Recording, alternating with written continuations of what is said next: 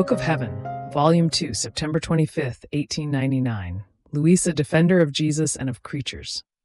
In my mind, I was thinking, if these writings ended up in someone's hands, that person might say, "She must be a good Christian if the Lord gives her so many graces," not knowing that in spite of all this, I am still so bad.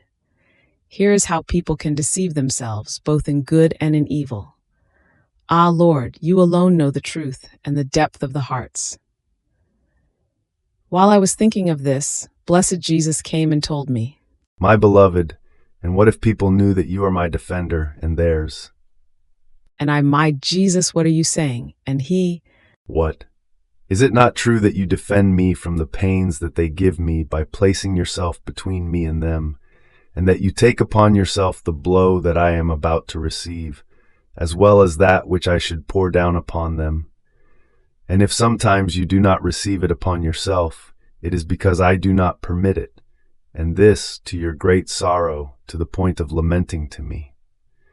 Can you perhaps deny it?"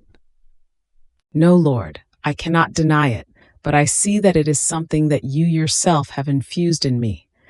This is why I say that it is not because I am good, and I feel all confused in hearing you speak these words to me."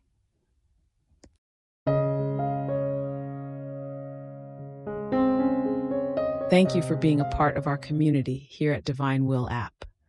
If you enjoy listening to Jesus's lessons on how to live in the divine will, please give this video a thumbs up. Your likes help us reach more souls yearning to live in the kingdom of the divine will. We'd love to hear your thoughts and reflections, so drop a comment below.